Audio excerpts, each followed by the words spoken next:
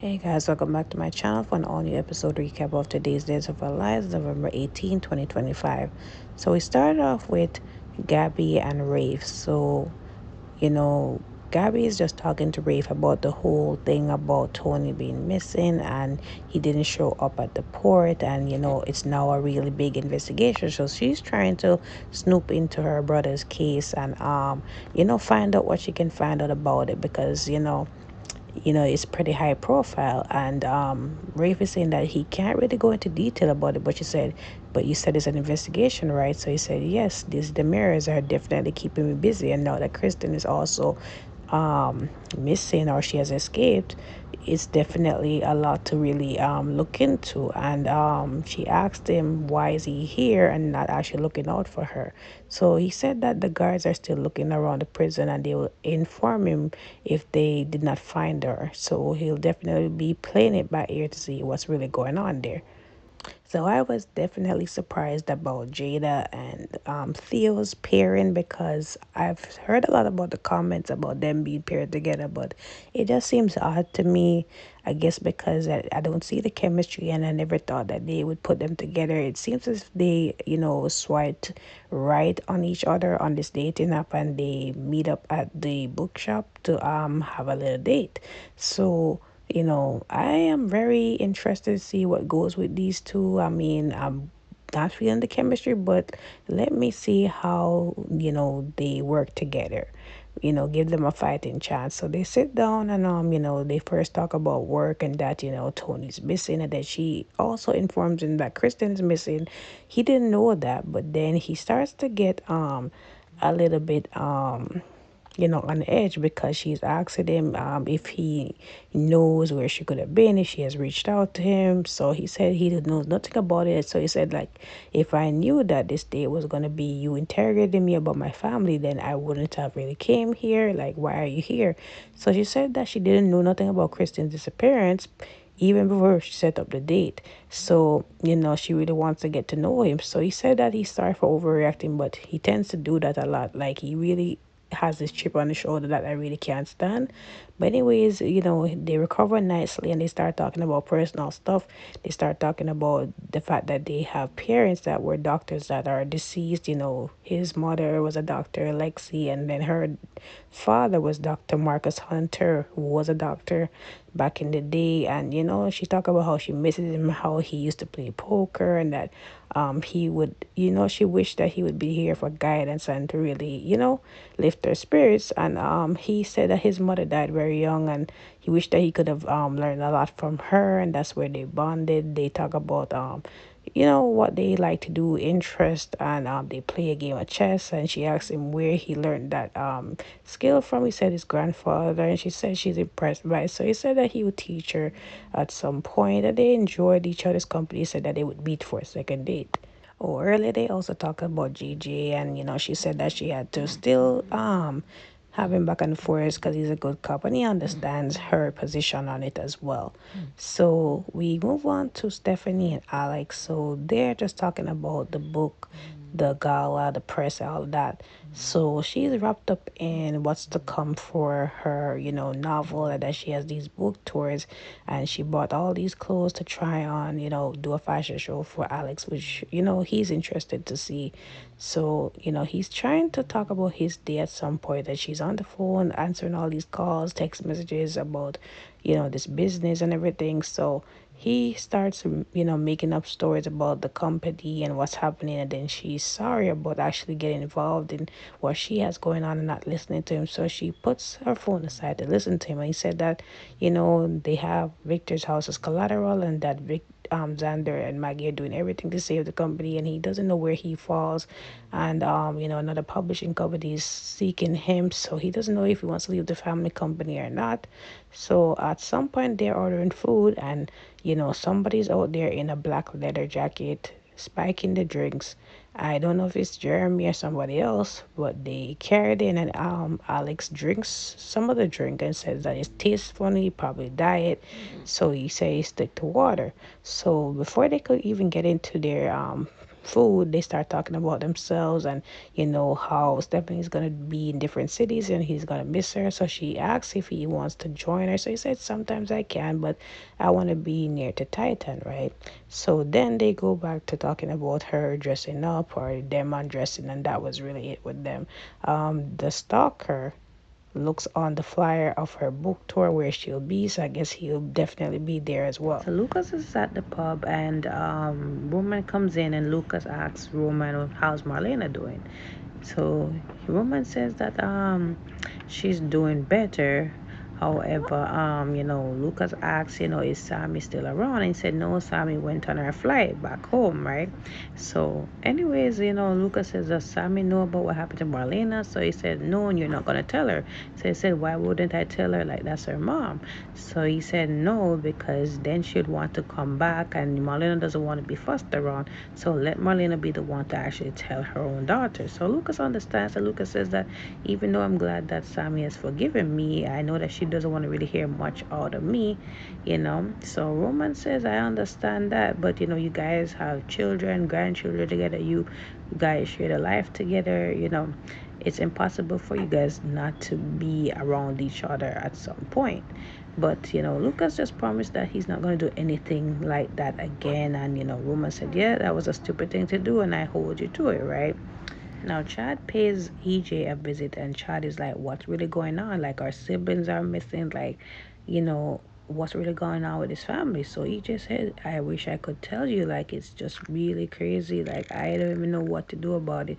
So Chad is like saying, okay, have you checked the family mausoleum? Have you checked in around the house? So he said, yes, you think I'm stupid. So then he retracted that statement and said, sorry, I'm just rattled with everything going on with the gala. It's just a whole lot. So he asks, Chad, what's going on with him, because it's a lot. And then he asks if Jennifer has really acted on her threat. So he said, no, so far it's just a threat. So anyways, EJ said that he's here for him in any case that it goes to court. And, he asked Chad if he wants to come over and stay at the house. And Chad said, no, my kids are back at the Horton house and I'll definitely go over there. We'll be able to keep the peace there, right? So he said, if it goes left, just call me. So he said, you'll be the first to know, right? So he said, also let me know what's going on with Kristen and Tony's whereabouts. So Chad also spoke with Gabby in the square, and, um, they have, great conversation together. Chad was doing a crossword puzzle, and then, he invites Gabby for a drink. And Gabby, he tells Gabby what's going on with him and Jennifer wanted to take the kids away. She said, that's just awful. Like, why would you want to take your kids away from you? They're a great father. And then he explains the reason that is because of his interaction with Kat, and, he had to break it off with Kat for the sake of peace, right? So she said, I could tell you had feelings for Kat. And he said, yeah, and it's hard to shake them. So she said, in order to move forward and to show Jennifer you move forward, like find somebody else, like somebody that can distract you, go on this dating app. And he said he's not really interested in dating app because he only uses social media for his work. So she said, get yourself out there, find somebody else, you know, put yourself out there other than just being a newspaper man, put yourself out there, right? So it was a great scene between the two of them today. Also, she said, hopefully everything goes well, right? So Xander pays Brady a visit, because he wants to talk to Marlene and it's urgent. And he comes in, and Brady said that she is not here. She's at the hospital. So he said, is everything all right? So I said, yeah, no worries about it, right? So anyways, he's rattled about what's going on with Kristen's escape, and he's accusing Xander off the bat about if he's here to do a dirty work and connect to Rachel. He's done it before, and he said that I have nothing to do with Kristen and her escape. I didn't even know she escaped from prison. I'm here to see Marlena, right?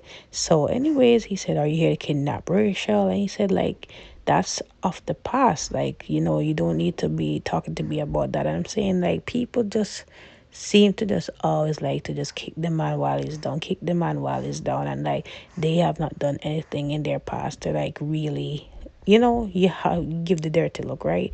And I'm saying Brady, let's not forget he is a town drunk, right? Like he hasn't made a lot of colossal mistakes himself, but he has the nerve to really come at Xander sideways, right? So, anyways, he said, it seems as if some people are just not capable of changing, and you are not one of them. You cannot be reformed in any way. You have hurt many people and continue to be hurt people. Me, Philip, and then he's like, "Oh, Philip, what you talking about?" So he's like, "Don't play dumb. Like, I know what you did. Sarah told me." So he said, like, so you guys are confiding us. So I said, "Yeah, confided, which means I don't have to tell you anything." So, anyways, what are you gonna do? Break Sarah's leg because she confided in me what you did to Philip? So I said, "No, it never hurt Sarah in any way. I'm trying to be a better man for my daughter, for Sarah, for her to take me back." So I said, you know, you better take that facade out of your mind, that dream out of your mind. She might not take you back, and you just have to just move forward and let her go. So he's like, what? For you to swoop in, for you guys to be close? So he said, no, we're just friends. And either way, it's none of your business what happens. Just stay away from her and just get out of my house. So he said, um, just tell Marlena I hope she, recovers. And for you, go to hell, right? Because I'm saying, like, Brady, I don't know where Brady gets off of. Him and Sarah deserve each other because they are on their high horses. Like, they didn't do nothing at all. They have not hurt nobody at all, and I can't stand it. So this scene cracked me up, and it didn't have to crack me up. But Lucas, as Lucas puts it, what did he say? Like, the club of Sammy Brady's ex-husbands, the elite club or something like that. So, anyways, EJ comes in, and they're trading barbs, and it's funny. Lucas tells him that he did a great thing with the gala. Even for somebody like him, it was definitely insightful, and he had to put some jabs under there as well. He goes to get a drink, but before that, he sees Rafe behind him, and that's when Lucas made that statement about the ex-husbands. And so, EJ's over there by himself as usual. He has no friends or no company, so he's there drinking, listening in on the conversation between Lucas and Rafe. So they're all talking about Sammy's new engagement to Vitaly, and Rafe said that he did a background check and everything seems clean, and EJ's laughing at the fact that Rafe did that background check because, again, he doesn't think Rafe is that competent, but he said he checks out and everything, and Lucas is saying don't mind him at all. I'm just, weary to think, he's all the way good, or, I'm really concerned, but it's mainly because, Sammy is the one that got away, and, Lucas also, EJ also is laughing at them, saying that, oh, poor you and whatever. So Rafe is saying also, I agree, Sammy was the one who got away, and it is what it is with that. Let's just cheers to Sammy. And Roman comes in, and Roman's like, I hope you guys are not trashing my daughter. So I said, no, we're just talking about how she was a great woman and she got away from us. And he said, here's to my daughter, right? So at some point they leave, and EJ cheers her as well. So EJ also feels the same way, but he's not gonna tell them that, right? I think earlier I forgot, Gabby also mentioned Rafe going on a dating site, finding somebody that's worthy of him because he deserves somebody else.